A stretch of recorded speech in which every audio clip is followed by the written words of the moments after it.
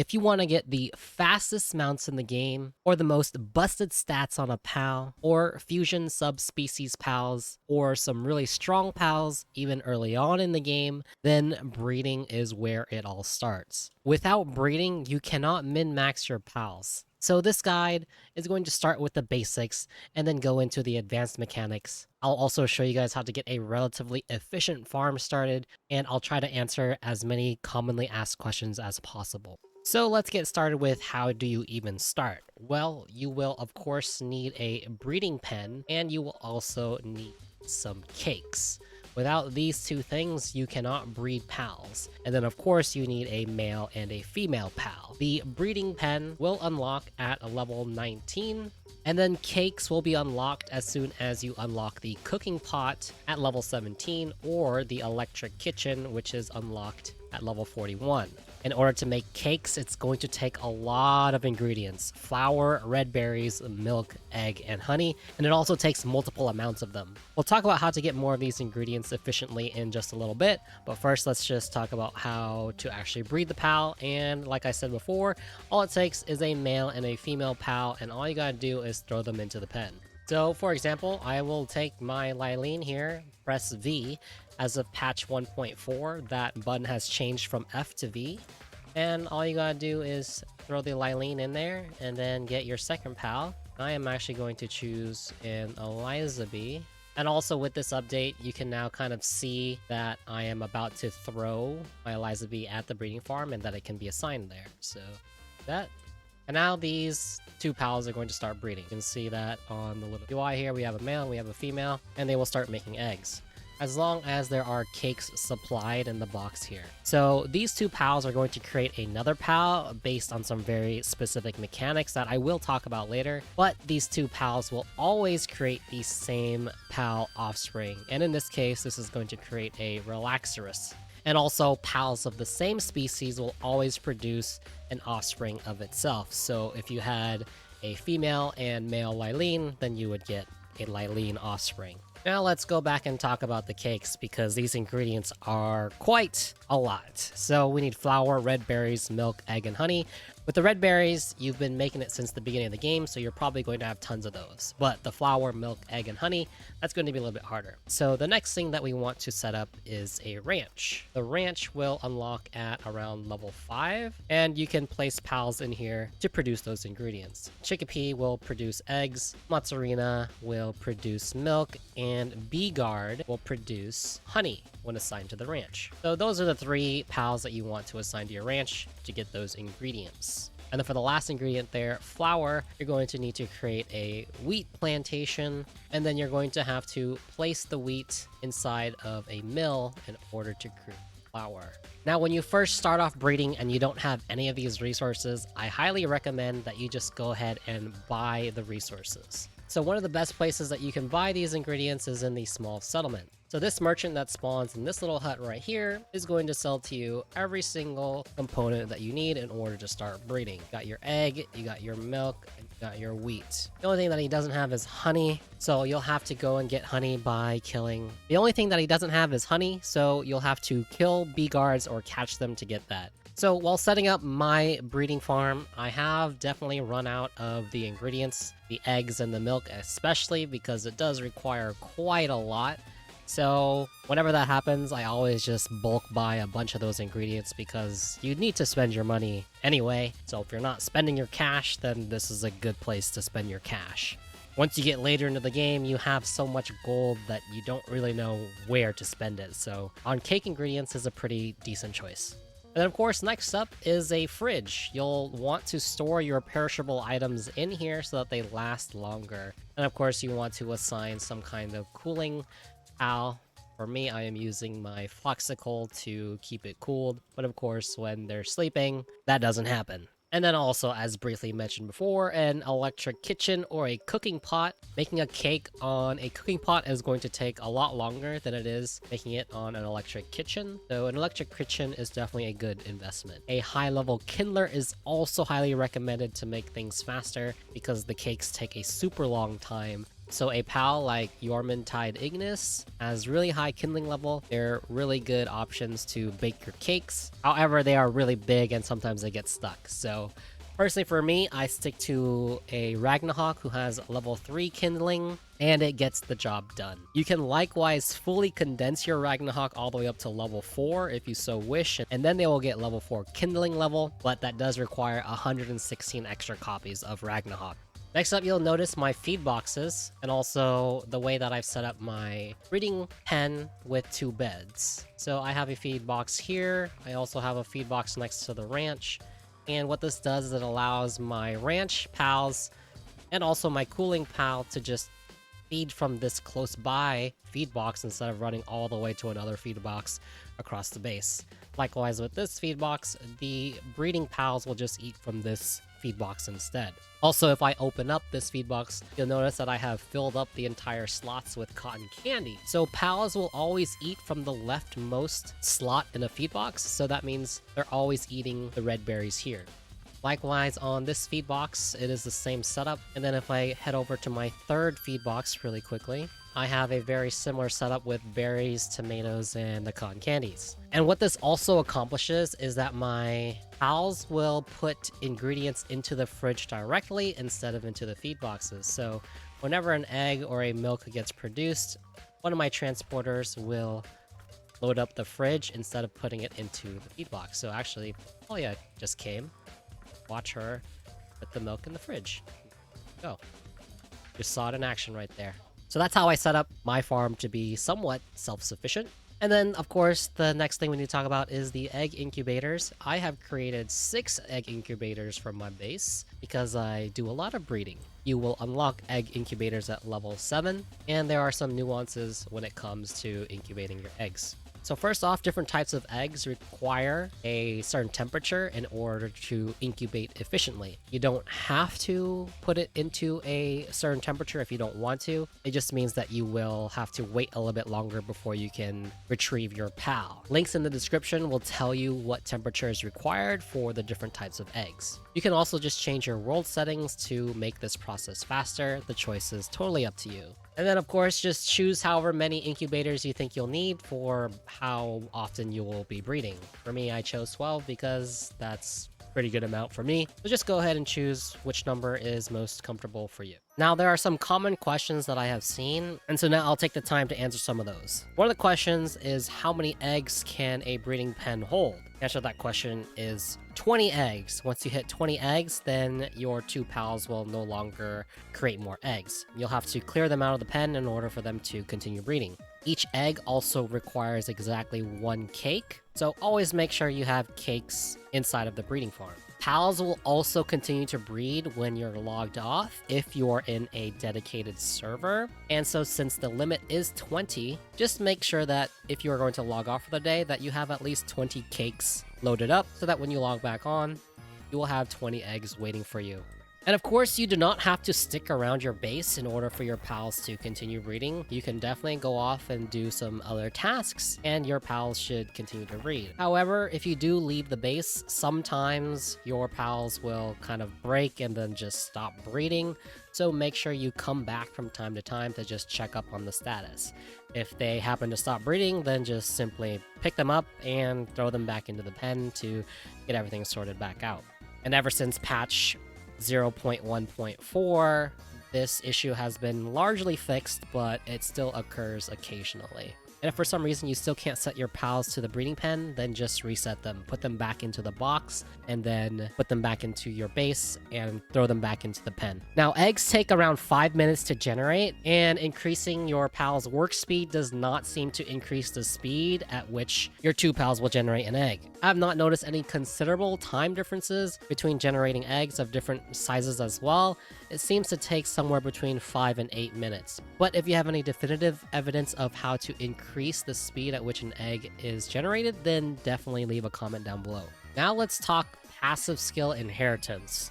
If I go over to my Eliza Bee right here, you'll notice a couple of passive skills that cannot be naturally gained on an Eliza Bee, namely the Spirit Emperor and the Legend passive skills. So any offspring has a chance to inherit the passive skills of the parents used in the breeding pen. it is not a guaranteed chance, and there is also a chance of just receiving a random passive skill as well. However, it does seem that the traits from the parents are heightened over getting random skills. Skills like Legend can be passed on, as well as the Lucky trait can also be passed on. Also, all of the elemental damage bonus passives can be passed on. Those are the exclusive passive skills that are on certain pals. So for example, Blazemut gets fire, Orsurk gets electric, Jormuntide gets water, Jetragon gets dragon, Palladius gets normal, Necromus gets dark, Anubis gets ground, Lylene gets grass, and Frostallion gets ice. Now I mentioned that the lucky passive trait can get passed down, however the size of your pals will not get inherited to the offspring.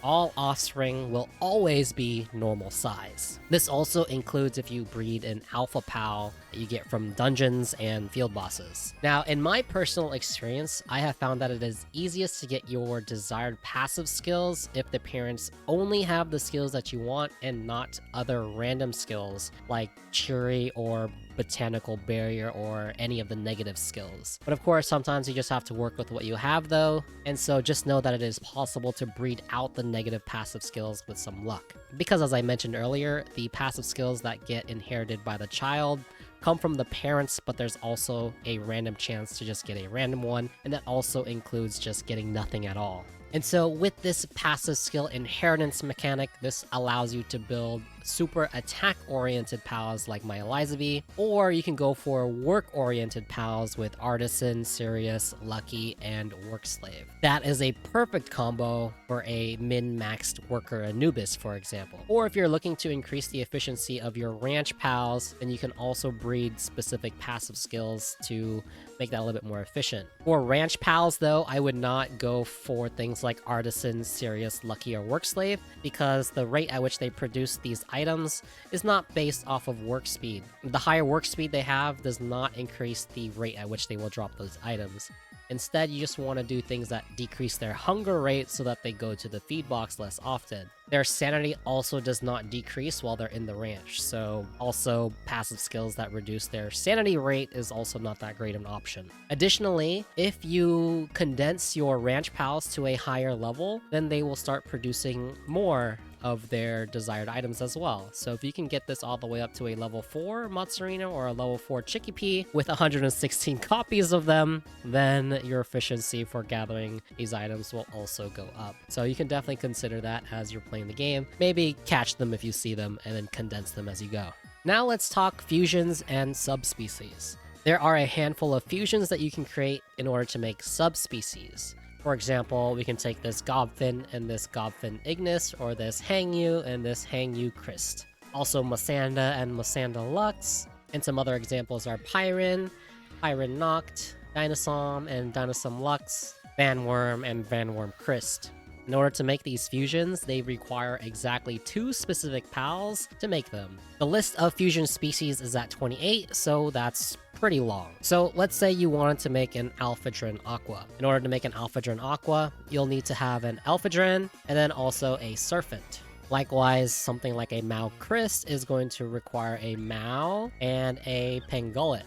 And same thing with Jolt Hog Christ, you'll need a Jolt Hog and a Pangolin. So those are just some very basic examples of how to create fusion pals. And the list of all 28 species will also be in the description down below. All right, now let's talk about the advanced breeding mechanics and the calculator. So this is how the game actually determines what your offspring is going to be. So basically every pal in the game is assigned a very specific breeding power, and the lower the number, then the pal is generally more powerful and rare in the sense of where it lands within the pal deck. For example, a Chikipi is at 1500 power, which is the highest, and then for example there is an Anubis who is at around 570, which is around the middle, and then there's Blazemut who is at 10, which is the lowest breeding power. And so when I said rare and powerful, this doesn't directly translate to the power level in terms of attack, defense, and HP stats. Again, it just meant the rarity in which they show up within the pal deck.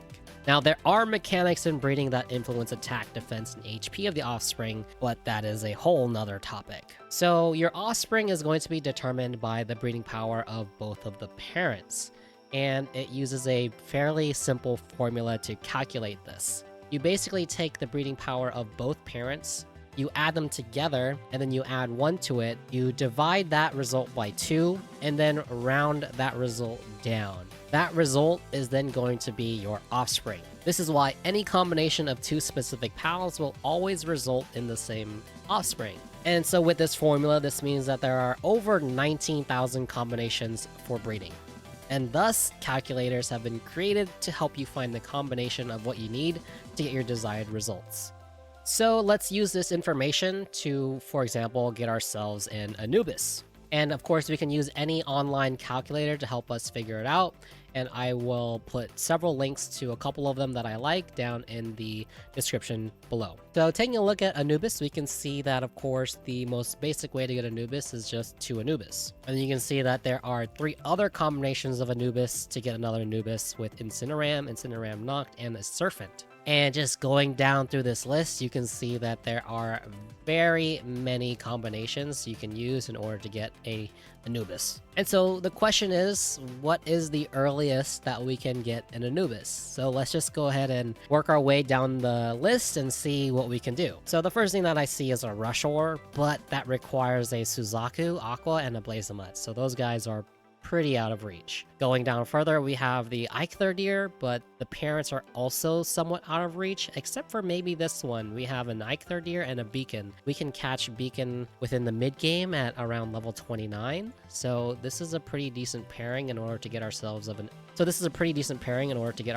Anubis fairly early. Moving down the list, I saw Gale Claw, but then its partners are pretty late game monsters. I can also see Dire Howl here, but then again, the parents are also really late game pals. We come to Univolt here, and then the pairing here is a Univolt and a King Paka, so this is another pairing that we can get pretty early. As we go down further into the list, we see a Loop Moon and Hell Zephyr, so this is another couple of mid-game pals that we can get. And then here's another one that I found here. We got a Melpaka and a Relaxorus Lux. This is a boss dungeon monster that we can get pretty early, and Melpakas spawn a lot in the early game. And then here we found 2 more combinations that give us Anubis, an Azure Robe and a Van Worm, and an Azure Robe and a Bushi. These 2 are bosses that you can find pretty early in the game, so this is another pretty decent combination in order to get Anubis. I'm going to do just a couple more combinations. I found a couple more, Relaxorus and Broncherry, and then Relaxorus and Celeray. And here's another pretty easy one, Van Worm and King Paka, Van Worm and Cinnamoth. And then if you're really interested, you can go ahead and look through the rest of that list to see other combinations. And then of course, while playing, and if you happen to catch any of those pals with some really good passives, then you'll definitely want to hold on to them to make yourself a pretty efficient Anubis. Say you perhaps rolled a Serious or Artisan on one of those mons, then you could make yourself a pretty efficient working Anubis pretty early in the game. Okay, now how did I get all of my desired stats onto my Elizabeth, specifically the Legend stat and the Spirit Emperor stat, along with the Ferocious and Musclehead? Well, for my account in particular, it was quite a roundabout way of doing it because the pals that I had didn't have all of the perfect passive skills that I needed, so I needed to create a path that allowed me to get all of those abilities. So at the very least, to see how we are going to get Spirit Emperor onto our Elizabeth, we need to figure out what pals a Lylene can breed with Elizabeth, since Lylene is the only one that has Spirit Emperor. So we go ahead and search Lylene here, and we'll see that either a Nightwing or a Sweepa will give us an Elizabeth. I didn't have very many Nightwings, but I had a lot of Sweepas, so I went down the Sweepa route. And so after this, I look up Sweepa and see what I can get out of a Sweepa. Here I can see an Anubis and a Lylene can give me a Sweepa, and from previous breedings I had Anubis with Legend skill. So this allowed me to get both Spirit Emperor and Legend onto my Sweepa. So now I can go back to my Lylene that I used earlier and my new Sweepa that has both the Spirit Emperor skill and the Legend skill to give me an Elizabeth that has Spirit Emperor and Legend. Now I needed to find a way to get Musclehead and Ferocious onto my Elizabeth. So looking through my PAL box, I noticed that my Relaxoruses had the Musclehead and Ferocious. So I decided to go down the route of breeding a Relaxorus and a Ragnarok because I had also previously bred a bunch of Ragnarhawks for a speedy flying mount. So this meant I needed to create a Relaxorus with both Musclehead and Ferocious. And so in order to do that, I looked at all of the breeding partners for Relaxorus and all of my other pals, and I noticed that Mammorest and Relaxorus can give me a Relaxorus. I had several Mammorests that had Musclehead as well, so I combined these two in order to create myself a Relaxorus with the 2 attack passive skills that I needed. And then once that was done, it was just up to luck whether or not I would get an Elizabeth with Ferocious and Musclehead. And then after that, I would combine the Elizabeths that I got from my Sweepa and Lylene that had Legend and Spirit Emperor with my Elizabeths with Ferocious and Musclehead in order to get a final Elizabeth with all 4 passive traits. So you can see that it gets pretty complicated, but you can definitely figure it out if you use these calculators. Alright, so anyway, that ends my tutorial for how to breed within Palworld. I hope this video helped you out. And if it did, definitely leave a like and drop a comment down below. That's definitely going to help with the algorithm. And stay tuned for more Palworld guide and content. You can be sure that there's going to be some really good and spicy things coming in the future.